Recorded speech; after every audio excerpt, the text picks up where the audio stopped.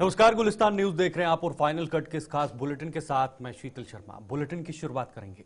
मुख्यमंत्री उमर अब्दुल्ला ने माना है कि जीएमसी जम्मू पर अतिरिक्त बोझ का कारण यही है कि इसके साथ सटे अन्य इलाकों या फिर दूर दराज के इलाकों में स्वास्थ्य सुविधाएं उस लिहाज की नहीं है जिस लिहाज की होनी चाहिए। यही वजह है कि ज्यादातर मरीज इलाज के लिए जीएमसी जम्मू को ही प्राथमिकता देते हैं। जीएमसी जम्मू में आज जम्मू कश्मीर मेडिकल काउंसिल द्वारा आयोजित 3 दिवसीय कॉन्फ्रेंस का उद्घाटन करने के बाद मुख्यमंत्री ने अपने संबोधन में कहा है कि जीएमसी जम्मू पर पड़ रहा यह दबाव इस अस्पताल में संसाधनों की आपूर्ति से दूर नहीं होगा, बल्कि हमें सभी संसाधन अन्य अस्पतालों को मुहैया करवाने चाहिए। मुख्यमंत्री ने कहा है कि उन्हें यह कहने से भी परहेज नहीं है कि डॉक्टर सिर्फ शहरों को ही प्राथमिकता देते हैं और उन्हें उम्मीद है कि खास तौर पर युवा डॉक्टर ग्रामीण हलकों का रुख करने से गुरेज नहीं करेंगे।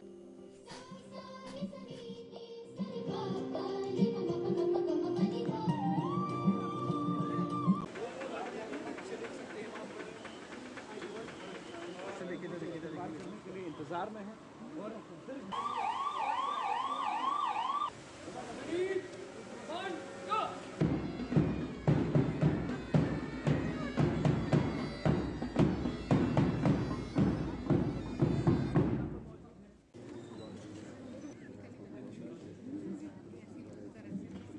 In harmony.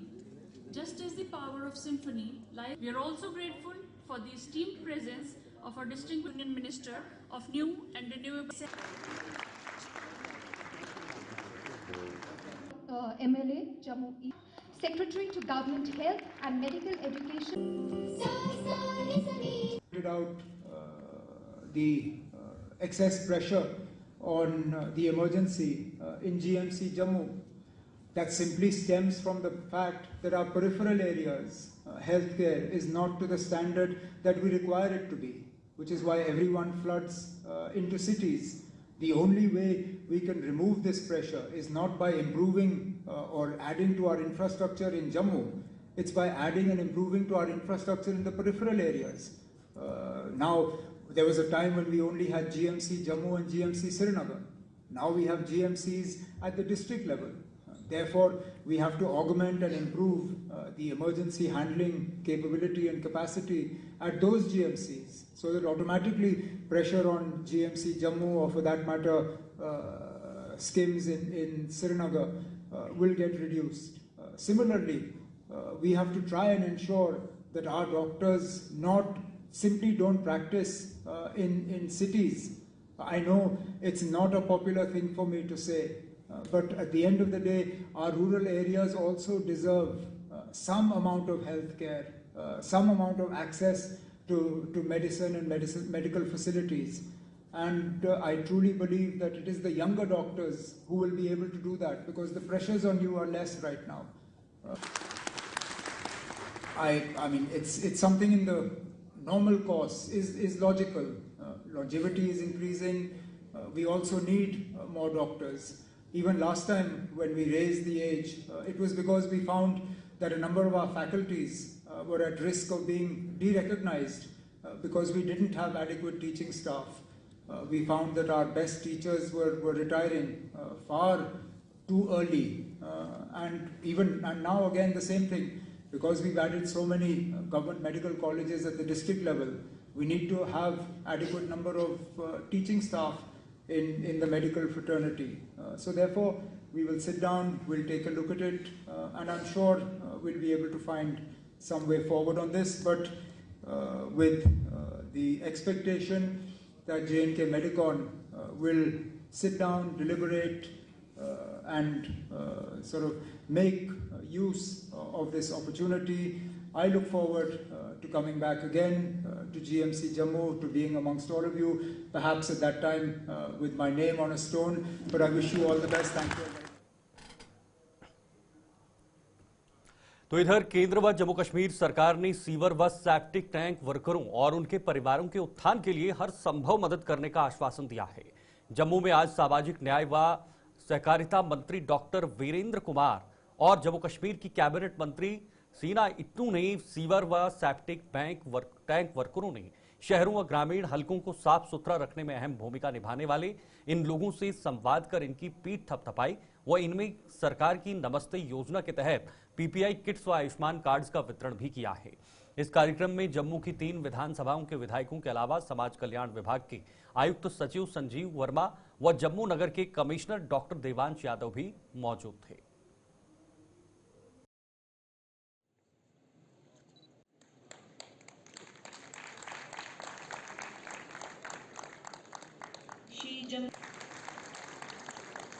अपने भाइयों का तालियों से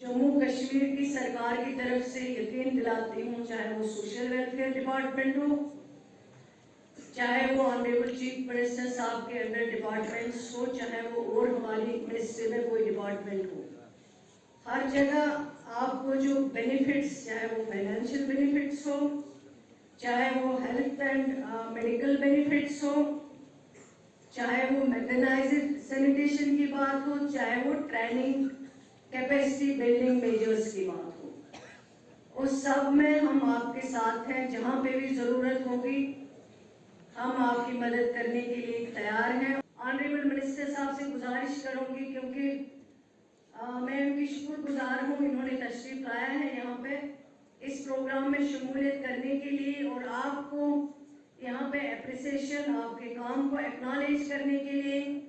मैं समझती हूँ ये सही में इनकी हमारे लिए यहाँ बहुत बड़ा कंट्रीब्यूशन होगा, लेकिन मैं उनको रिक्वेस्ट करूंगी कि ज़्यादा से ज़्यादा आपके इन स्कीम्स को इम्प्लीमेंट करने के लिए ज़्यादा से ज़्यादा मदद करें, ताकि इतना ही नहीं है कि हम आपके लिए स्कीम्स को इंट्रोड्यूस करें, बल्कि आपके जो बच्चे हैं उनकी पढ़ाई में, उनके हर एक एक्टिविटी में हम जितना मदद कर सकते हैं वो हमारे लिए अहम है, वो हमें करना चाहिए मिलजुल के। रियासती यूटी सरकार को एंड यूनियन मिनिस्ट्री जो है वो भी कर रही है, लेकिन और ज्यादा करने की जरूरत है। आज ही के दिन 2019 में पुलवामा जिले के लेथपोरा इलाके में आतंकी हमले में शहीद हुए सीआरपीएफ ने 40 जवानों को आज राष्ट्र नम आंखों से याद कर रहा है। देश के साथ साथ विदेशों में बसे भारतीय भी शहीदों को भावभीनी श्रद्धांजलि देकर उनके बलिदान को याद कर रहे हैं। भारतीय जनता पार्टी के प्रवक्ता अभिजीत जसरोटिया ने आज पुलवामा के लेथपोरा इलाके में उस जगह पर अब जाकर शहीदों को भावभीनी श्रद्धांजलि दी जहां हुए आईईडी ब्लास्ट में उन्होंने देश के लिए सर्वोच्च बलिदान दिया था।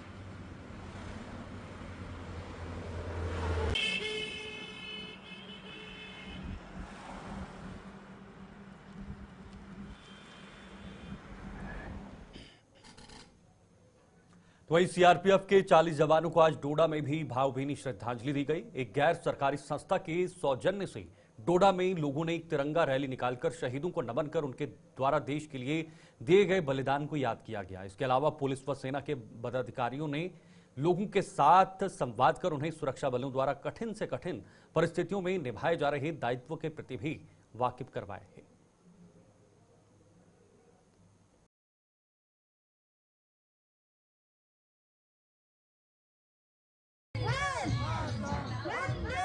आज हमने ये डोडा में एक रैली भी निकाली और पुलवामा मार्टियर के उपलक्ष्य पे आज हमने एक श्रद्धांजलि सभा भी रखी थी डाक बंगलों में, जिसका मेन मैसेज था कि उन सभी शहीदों को याद किया जाए, उनकी फैमिलीज को भी पता चले कि यार हमारे जो बेटे हैं जो हमारे देश के लिए शहीद होते हैं उनको भी कोई याद रख रहा है। और ऐसे जैसे जितने भी हमारे मार्टियर उन सबको हमने श्रद्धांजलि अर्पित की। और आज इस प्रोग्राम का मेन मकसद था कि हमारे समाज के लिए, हमारे जो देश के लिए नेशनलिज्म का भाव लोगों में जो है वो और ज्यादा हो, और जो गलत एक्टिविटी जो समाज के लिए कर रहे हैं, जो देश के लिए कर रहे हैं, उनके खिलाफ कड़ी से कड़ी कार्रवाई होनी चाहिए। जो OGW है, जो हमारी सिक्योरिटी फोर्सेस के खिलाफ काम करती है, उनके खिलाफ भी कार्रवाई होनी चाहिए। उनको जागरूक करने के लिए उनको भी पता होना चाहिए कि आज के दिन क्या हुआ था।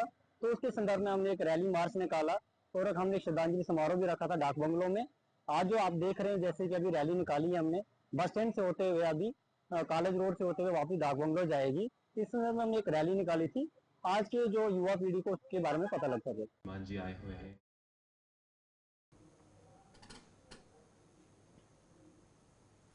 आगे बढ़ेंगे। जम्मू कश्मीर को स्टेटहुड का दर्जा दिलाने के लिए संघर्ष कर रही कांग्रेस पार्टी द्वारा शुरू की गई हमारी रियासत हमारा हक मुहिम पीर पंजाल खित्ते में पहुंच चुकी है। कांग्रेस के प्रदेश अध्यक्ष तारिक हमीद कर्रा की अध्यक्षता में पार्टी के कार्यकारी अध्यक्ष रमन भल्ला और पूर्व डिप्टी सीएम सहित अन्य नेता आज सुरनकोट पहुंचे और लोगों से इस मुहिम के साथ जुड़ने का आह्वान किया है। कर्रा ने कहा कि जम्मू कश्मीर को अगर जल्द ही स्टेटहुड वापस न दिया गया तो कांग्रेस पार्टी सड़कों पर उतरने को मजबूर हो जाएगी। स्टेटहुड न मिलने से अपने आप को ठगा महसूस कर रहे हैं और सरकार अपने वादे पर खरा नहीं उतर पाई है।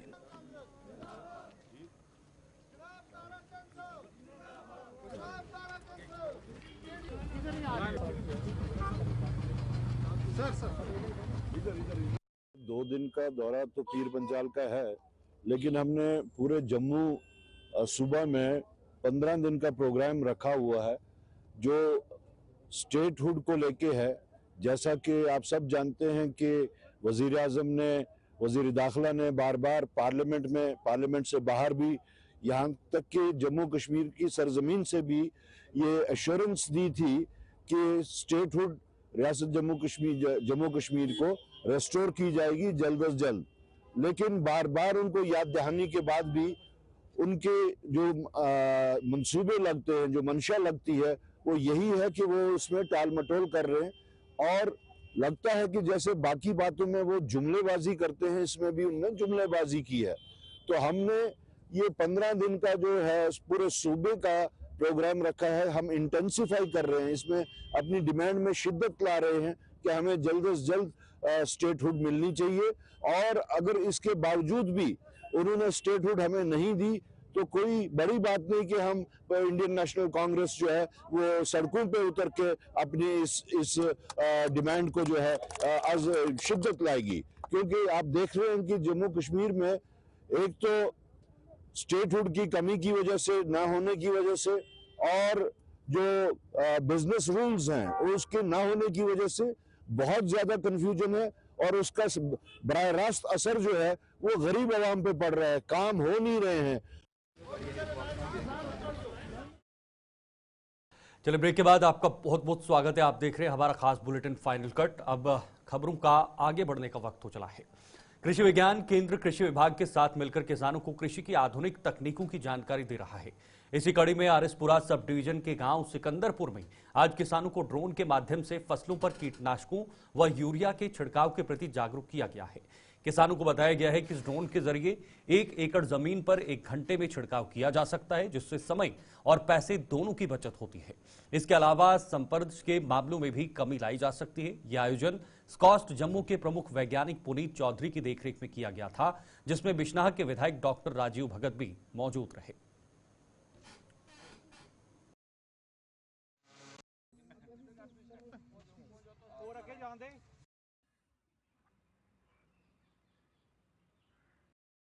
यहाँ पे एक ड्रोन डेमोस्ट्रेशन का कार्यक्रम रखा होता है जिसमें एग्रीकल्चर डिपार्टमेंट ने भी सहयोग दिया है। ड्रोन आप देख रहे हैं, ये ड्रोन जो है तकरीबन 9.5 लाख का ड्रोन है और नमो दीदी प्रोजेक्ट के अंतर्गत इसमें 85% सब्सिडी का प्रोविज़न भी रखा गया है। जो भी हमारी लेडीज़ सेल्फ हेल्प ग्रुप हैं तो अगर वो इस ड्रोन की ट्रेनिंग करके ड्रोन चलाना चाहती हैं या ड्रोन को कस्टम हायरिंग सेंटर के तौर पे लेके जाना चाहती हैं तो उनके लिए एक आने वाला समय जो है वो बहुत ही अच्छा होने वाला है। इस ड्रोन के फ़ायदे जो हैं वो बहुत ज़्यादा हैं। तकरीबन 4 से 5 मिनट के अंदर ही ये पूरा 1 एकड़, जिसको एक कमा भी कहते हैं, वो एरिया कवर कर देता है। लिक्विड फर्टिलाइज़र्स जैसे हमारे बायो फर्टिलाइज़र्स हैं या नाइट्रोजन फर्टिलाइज़र्स हैं या नैनो यूरिया नैनो फर्टिलाइज़र्स हैं, उनका उपयोग भी इस ड्रोन के माध्यम से बड़ी ही आसानी से किया जा सकता है। किसानों को काफ़ी उसमें प्रॉब्लम होती थी, स्नेक बाइट के केस तब काफ़ी बढ़ जाते थे। मुझे मालूम है जब मैं इमरजेंसी में ड्यूटी देता था मैक्सिमम तब वो स्नेक बाइट के केस आते थे। ये 2 डिपार्टमेंटों को इसमें अच्छा फ़ायदा है, किसानों को और हेल्थ डिपार्टमेंट को इसको काफ़ी फ़ायदा मिलेगा इस ड्रोन के आने से। मैं अपने किसान भाइयों को भी इसके लिए प्रोत्साहित करूँगा कि वो इसका टेक्निक को अपनाएं और अपनी अच्छी खेती, इसमें अच्छी फसल भी आएगी। आपको इसका तो इसमें तो दो फायदे होंगे, एक तो आपका टाइम की बचत तो होगी और ये नैनो शार्ट का जो जूस करके उसमें भी आपको बचत होगी इसमें। गौमाता को राष्ट्रमाता का दर्जा देने और सनातन बोर्ड के गठन की मांग को लेकर आंदोलन कर रही कल के मूवमेंट को साधु संत समाज का समर्थन मिल रहा है। मूवमेंट को दिव्य समाज निर्माण समिति ने अपना समर्थन देते हुए सरकार से इन सभी मांगों को पूरा करने की मांग की है। समिति के राष्ट्रीय अध्यक्ष स्वामी दिव्यानंद सरस्वती ने बताया है कि जब तक ये मांगे पूरी नहीं होती तब तक ये आंदोलन खत्म नहीं किया जाएगा।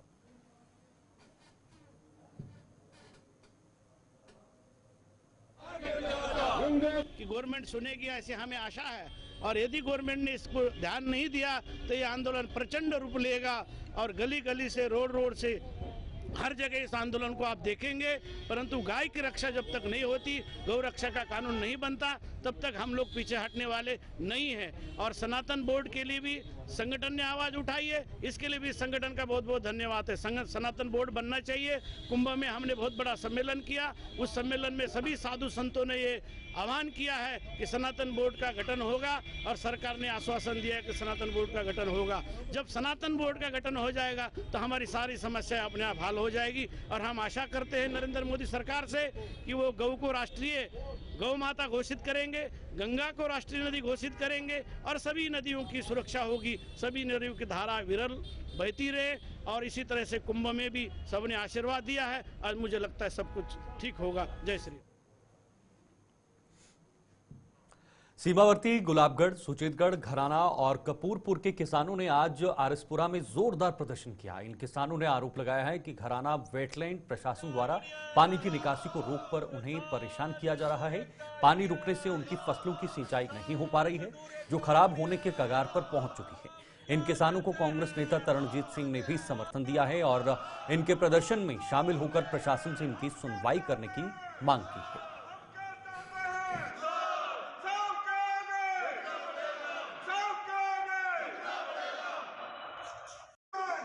और ਜਿਹੜਾ ਉਹਨੇ ਬੈਠਣ ਵਾਲੇ ਨਾਲਾ ਬਣਾ ਦੇਣਾ ਸਰ, ਬੇਸਿਕਲੀ ਇਹਨੇ ਉਹ ਜ਼ਮੀਨ ਛੋੜੀ ਸੀ ਕਿ ਲੋਕਾਂ ਦੀ ਰਸਤਾ ਦੇ ਜ਼ਮੀਨ 'ਚ ਰਸਤਾ ਦੇਣ ਵਾਸਤੇ ਜੋ ਰਸਤਾ ਛੋੜਿਆ ਹੈ, ਉਹ ਜਗ੍ਹਾ ਕੋਈ 13 ਫੁੱਟ ਜਗ੍ਹਾ ਛੋੜੀ ਦੀ ਹੈ ਕਿ ਲੋਕਾਂ ਦੀ ਆਸ ਰਸਤਾ ਦੇਗੀ उसका। लेकिन ਅੱਜ ਉਹ ਕੀ ਕਰਾ ਦੇਣਾ ਕਿ ਉੱਥੋਂ ਨਾਲਾ ਬਣਾ ਦੇਣਾ, ਨਾਲੇ ਦਾ ਕੰਮ ਲਾਇਆ ਨਾ ਕਿਸਾਨਾਂ ਕੀ ਪੁੱਛਿਆ ਦੇਣਾ, ਨਾ ਗੱਲ ਨਾ ਕੋਈ ਬਾਤ ਹੈ। ਜਿਹੜਾ ਸਹੀ ਨਾਲਾ ਹੈ ਉਹ ਇੱਥੋਂ ਘਰਾਣੇ ਤੋਂ ਜੋੜਾ ਫਾਰਮ 'ਚ ਜਾਂਦਾ ਨਾਲਾ, ਉਹ ਸੇਮ ਨਾਲਾ ਜਾਂਦਾ ਐਗਰੀਕਲਚਰ ਜ਼ਮੀਨ ਆ ਫਾਰਮ, ਉਹਦੇ ਕੋਲ ਨਾਲਾ ਜਾਂਦਾ ਹੈ। लेकिन साढ़ा आखना यह है कि नाला जो एक आलमोस्ट तो पहला बने जो वास्ता किसानों की जरूरत है, पानी जाने वास्ते काफ़ी जरूरत इस्तेमाल करने वास्ते काफ़ी ठीक है। लेकिन जो अगे नाला नवा बना देना वो जोड़े साढ़े बाकरपुर है, गुलाबगढ़ बस्ती है, घराना है, कपूरपुर है, उन्हीं चौं पिंडों की उस पानी करना सारा नुकसान हुआ था। गल ये लोग आज से नहीं चिल्ला रहे, जब पाकिस्तान जो वहाँ पे बंद दे रहा था, ये तब से सभी साथियों को याद होगा, हम तब भी आए थे एसडीएम के पास कि आप बात करो ताकि फ्लैग मीटिंग में ये डिस्कस किया जाए कि पानी का निकास नहीं रोक सकते ना हम ना पाकिस्तान। पानी का एक बहाव है और वो सारा ढलान जो है वो पाकिस्तान की तरफ है। आप देखो जितने नाले नदियां हैं वो पाकिस्तान की तरफ जा रहे हैं कि कुदरती की ढलान उस तरफ है, और वो जो एक नाले में डाल दें तो हमारा काम खत्म हो जाता है। अगर आप नहीं रोक सकते उनका बंद तो कम से कम हमारे किसानों में जो दुख दुविधा हो रही है, हर साल फसल का सत्यानाश हो रहा है, और इस बार मुझे लग रहा है कि जो वैसे ही फसल नहीं हुई बारिश के कारण और जो होगी वो वैसे तबाह हो जाएगी। तो इसलिए पिछली बार भी इन्होंने आश्वासन दिलवाया था कि हम ऐसे कर देंगे, लेकिन अभी तक ढाक के तीन बात। मैं एसडीएम और डीसी साहब डिवकॉम साहब से कहूँगा और एलजी महोदय से कहूँगा, चीफ मिनिस्टर साहब से कहूँगा कि जनाब इसमें फौरी तौर पे, क्योंकि ये जल्द से जल्द हो ये फसल।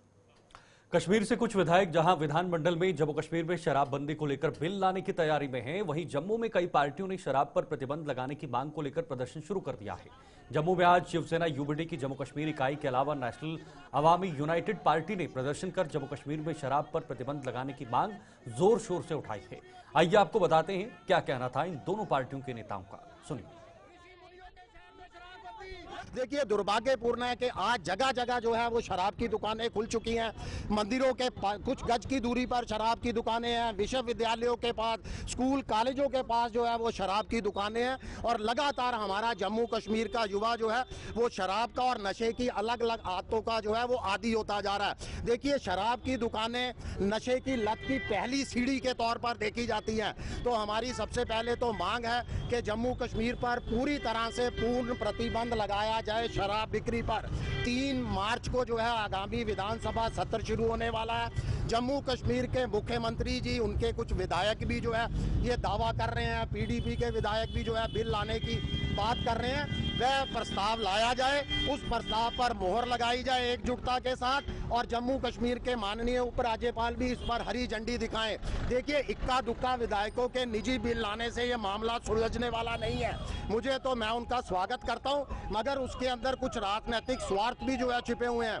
आज तक जितने भी निजी बिल लाए गए हैं, अधिकांश निजी बिल जो है वो नूरा कुश्ती ही साबित हुए हैं। मुझे तो लगता है ये मात्र विक्रेताओं पर, शराब बिक्री वालों पर एक तरह का दबाव बनाने की साजिश है, इससे ज्यादा कुछ नहीं है। अगर सरकार सही में सीरियस है तो प्रस्ताव लाए और इसको पास करे। और बीजेपी के विधायक जिनको जम्मू संभाग ने अपार समर्थन और प्यार दिया है, वो एनसी सरकार की, पीडीपी सरकार की, कि आज एनसी सरकार और पीडीपी सरकार के विधायकों को दिख रहा है कि हमें बिल पेश करने चाहिए, लेकिन जब ये फुल पावर में थे, जब इनके पास पूरा हक था और जब शराब की दुकानें महज सिर्फ 200 के आंकड़े पे थी, तब इन्होंने बंद नहीं किया। लेकिन आज सिर्फ अपनी कुर्सियां और अपनी सियासी रोटी सेकने के लिए ये लोग सिर्फ ये बिल पेश कर रहे हैं और मुझे नहीं लगता कि ये बिल पास भी कर पाएंगे। तो इसलिए आज हम यहाँ पे चलिए फाइनल कट में अभी के लिए फिलहाल इतना ही, लेकिन बाकी खबरों के लिए आप देखते रहे गुलिस्तान न्यूज। नमस्कार।